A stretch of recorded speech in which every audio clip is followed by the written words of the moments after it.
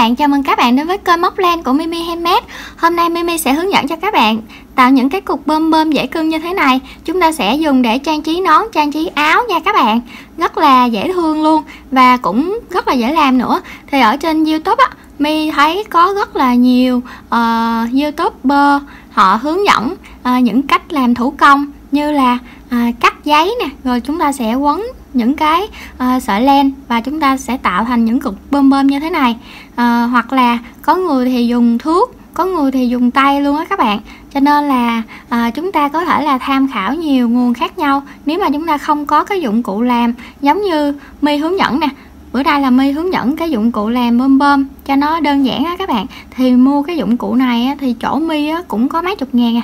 Cho nên là các bạn có thể là tìm mua cũng được nữa, nó rất là tiện lợi. Còn nếu mà các bạn không tiện mua á, thì chúng ta sẽ coi những cái clip ở trên mạng. Mi thấy có nhiều clip rất là hay, các bạn có thể tham khảo nha. Và hôm nay Mi sẽ làm cho cái clip này gửi đến những cái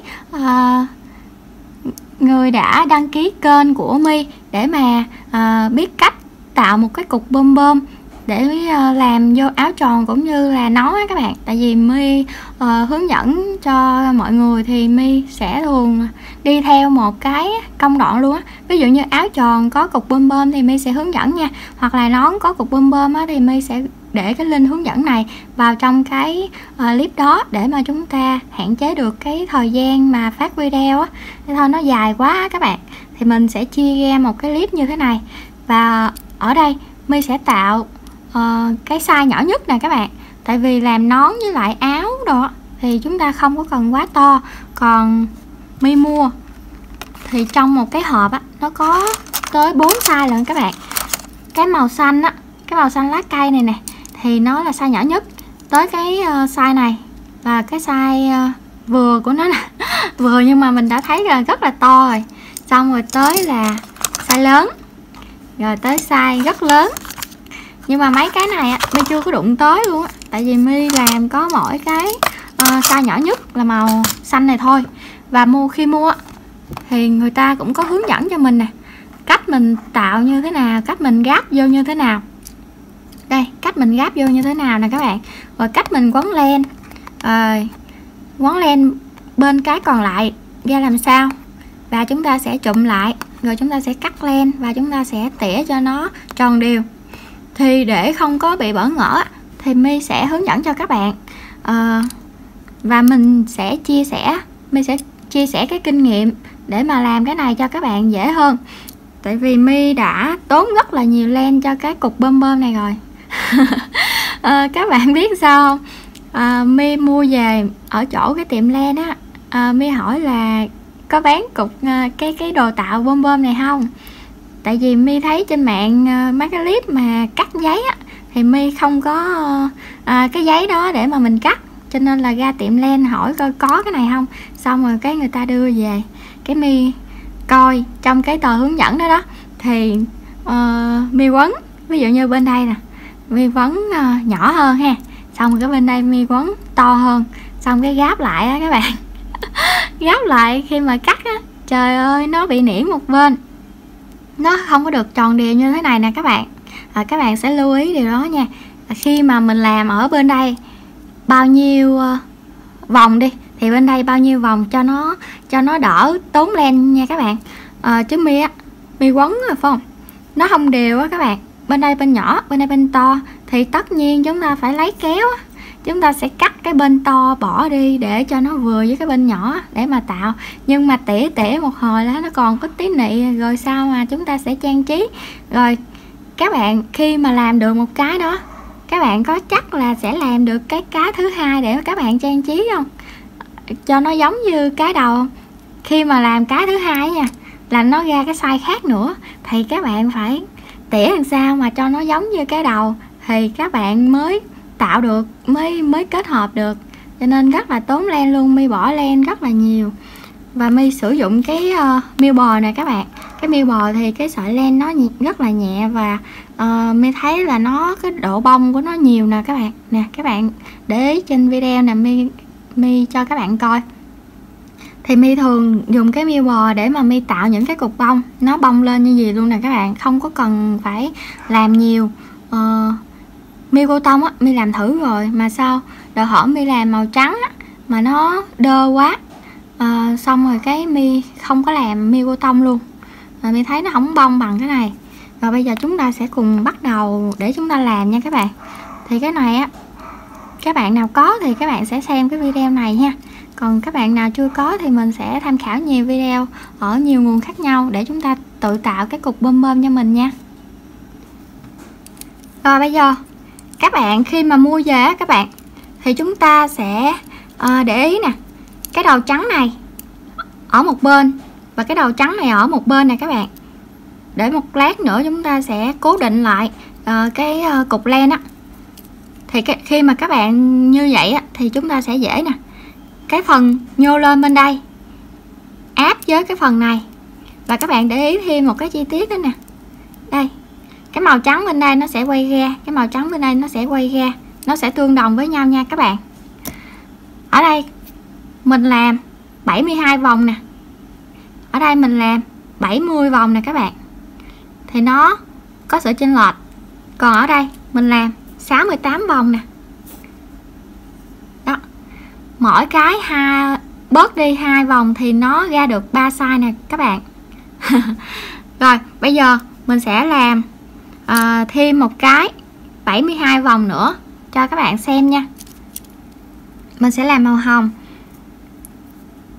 các bạn làm cái nào cũng được chứ á, 70 72 gì cũng được. Rồi kẹp cái này lại nha các bạn. Sau đó là các bạn đưa cái cục len này, đưa cái sợi len này nè qua đây, các bạn quấn cho mình 2 vòng trước như thế này để nó cố định lại ha các bạn. Bây giờ mình sẽ đếm luôn nè, 3 4 5 6 7 8 9 10 11 12 13 14 15 16 17 18 19 20 21 22 23 24 25 26 27 28 29 30 31 32 33 34 35 36 37 38 39 40 nè các bạn để ý mi làm á là nó sẽ đều từ bên trái qua bên phải và từ bên phải qua bên trái nha các bạn. 41 42 43 44 45 46 47 48 49 50 51 52 53 54 55 56 57 58 59 60 61 62 63 64 65 66 67 68 69 70 71 nè các bạn, và 72 nè. Rồi các bạn khi các bạn làm đủ 72 vòng thì các bạn sẽ thấy là nó cái phần nhô lên của nó nè các bạn, nó vừa in với cái chỗ này, và cái phần nhô lên này nó cũng hợp lý rồi nè các bạn, nó không quá to và nó cũng không quá nhỏ nha. Rồi ở đây các bạn sẽ đưa cái cọng len này nè đi qua đây, đi qua xuống dưới này nè các bạn. Một lát nữa chúng ta sẽ cắt nó luôn nha. Rồi bây giờ các bạn lại quấn tiếp cho mình ở bên đây 72 vòng nè, quấn tiếp bên đây 72 vòng nha. 1 nè, 2 3 4, rồi các bạn quấn cho mình 5 nè, các bạn quấn cho mình thêm cho đủ 72 vòng nha. Khi các bạn đã quấn xong á các bạn, thì ở đây nè các bạn sẽ lấy cái cây kim móc á, các bạn kéo cái len này qua nha, rồi các bạn sẽ cắt đi một phần nó. Rồi bây giờ chúng ta đã được như thế này rồi nè các bạn. Các bạn sẽ gộp nó lại nha. Sau đó là các bạn đưa cái đầu trắng này nè, vào. Cái này của mình nó bị sức á các bạn. Uổng ghê á, mua ngay cái này á nó bị lỗi cái chỗ này nè, nó sức hoài à. Và bây giờ các bạn sẽ lấy cái kéo á các bạn sẽ nhấp cho mình nha, nhấp vào ô ở giữa nè các bạn.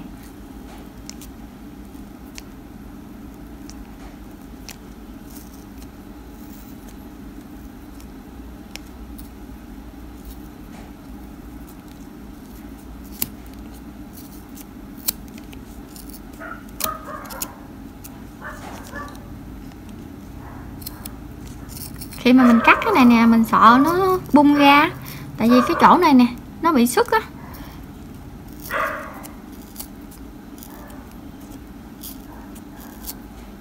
Tại vì mình mua ngay cái nó bị lỗi thôi chứ. Rồi bây giờ chúng ta để yên nó như thế, và các bạn sẽ cắt cho mình một cái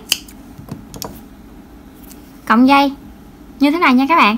Sau đó là các bạn sẽ đưa vào giữa nó, các bạn sẽ cột nó lại, cột chắc nha các bạn. Mình đã thử rồi, mình không có cột chắc á. Cái ga á các bạn, nó chia ra 2 phần. Trời ơi, ổn len lắm, mi làm nhiều cái lắm rồi. Rồi bây giờ khi mà các bạn cố định lại ha, rồi các bạn sẽ quấn qua đây một vòng nữa, rồi các bạn sẽ nối lại một vòng nữa nha các bạn.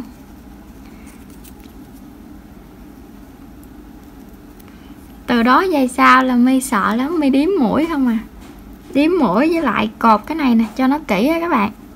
Rồi bây giờ chúng ta sẽ mở ra để coi cái thành phẩm của chúng ta nha. Mở ra như thế này. Rồi bây giờ chúng ta sẽ làm nó như thế này nha các bạn. Nó sẽ ra như thế này đây. Và bây giờ mình sẽ lấy đồ mình hứng thôi các bạn. Nè, cái phần mà mình cắt này có tí nị thôi nè. Có kinh nghiệm rồi đó các bạn. Có kinh nghiệm mới có tí nị đó, chứ không thôi là một nùi luôn. Rồi bây giờ mình sẽ cắt nè. Mình để cái bọc này nè, mình cho nó đừng có bay ra cái chỗ cái thảm này đó các bạn. Bay ra mấy cái bông này nè, như bông tuyết vậy đó, nó thấy cưng lắm. Mình sẽ lấy cây kéo mà nó không có lục quá nha các bạn. Đây nè, các bạn sẽ để như thế này, rồi các bạn sẽ danh nó vòng tròn cái nha. Bây giờ mình danh nó vòng tròn trước đi.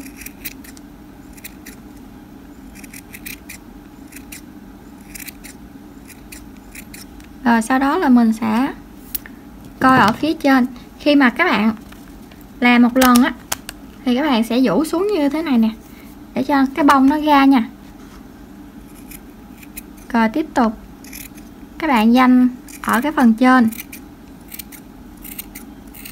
danh từ từ thôi nha các bạn, để thôi các bạn là phạm vô một lỗ á là nó hư cả một nùi luôn á. Mình phải cắt rất là nhiều. Cái bước danh lại là cái bước vui nhất đó các bạn. Rồi ấy á, mình làm á, mình nói trời sao cái này càng danh nó càng nhỏ rồi trời. Xong cái mình danh thêm một cái, làm thêm một cái thứ hai nữa, sao nó không bao giờ giống cái size. Mình rất là đau đầu, cứ thấy không đều á cái mình danh tiếp hồi nó không đều thiệt, phải bỏ làm cái khác.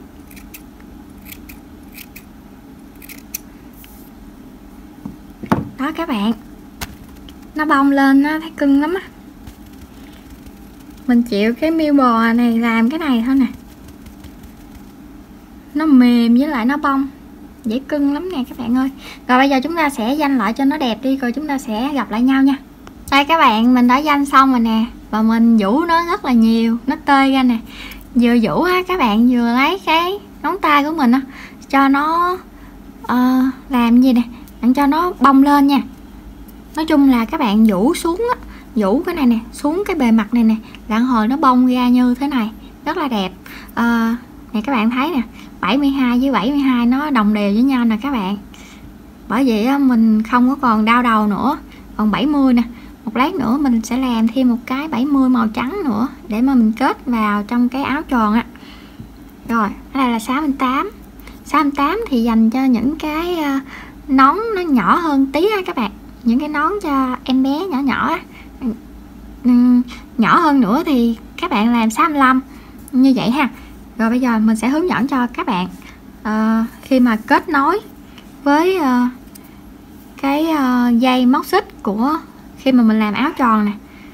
Rồi các bạn sẽ đưa cái kim móc qua bên chỗ cái lỗ này nè các bạn.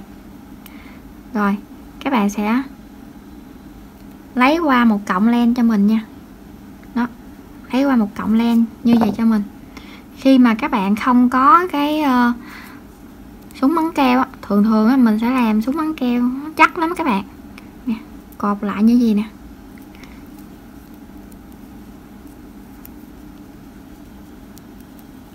Là em bé mà có giật ra nó cũng không có hề hấn gì hết trơn á.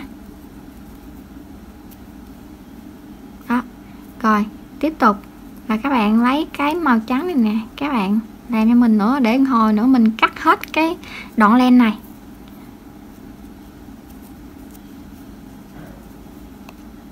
Đó các bạn. Rồi một hồi nữa cái mình cắt hết cái đoạn len này nha. Khi mà các bạn tạo vô trong cái sợi dây xích đó nha các bạn. Rồi khi để các bạn luồn xong rồi các bạn mới tạo vô đây nha. Tại vì cái lỗ mà luồn nó nhỏ lắm. Rồi các bạn sẽ tạo một bên xong rồi mình luồn qua, rồi mình mới tạo thêm một cái này nữa. Rồi khi mà các bạn làm trong cái ví dụ nha, ví dụ này đi, ví dụ như cái này á, các bạn muốn làm nó ở giữa ha các bạn, muốn làm cho cái nón này nè, cái nón này nè, nó vào giữa thì các bạn bỏ, mình cột cái này cho đẹp thôi, chứ thường là phải chia nó ra thành 2 cọng. Các bạn sẽ đâm kim từ ở phía dưới này nè, đâm kim từ phía dưới này nè, đâm kim lên chỗ này nè. Các bạn kéo một cái cọng này xuống, ví dụ như kéo cọng này xuống bên cái lỗ này, kéo xuống bên lỗ này, cái cọng này kéo xuống bên cái lỗ này, tức là được 2 lỗ 2 cọng rồi. Rồi sau đó các bạn sẽ lật cái nón ra, như vậy, có 2 cọng dưới này rồi, các bạn sẽ cột lại cho mình, xong rồi cột 2-3 lần vậy đó. Các bạn giấu vào mũi móc, xong rồi các bạn sẽ cắt len là xong, là chúng ta đã cột được và không có cần phụ thuộc vào keo dán nha các bạn. Như thế là nó sẽ gọn nhẹ. Mình chúc các bạn làm thành công nha, và có được những cái sản phẩm đẹp mắt với cái phần trang trí cục bông dễ cưng như thế này nha các bạn. Các bạn thấy clip mình dễ thương hữu ích á, các bạn nhớ nhấn like cũng như bình luận ủng hộ mình bằng một cái lượt đăng ký kênh nha. Mình cảm ơn các bạn đã xem hết video này. Mình chúc các bạn thành công. Bây giờ thì mình xin chào tạm biệt các bạn và hẹn gặp lại các bạn ở những clip sau nha. Bye bye.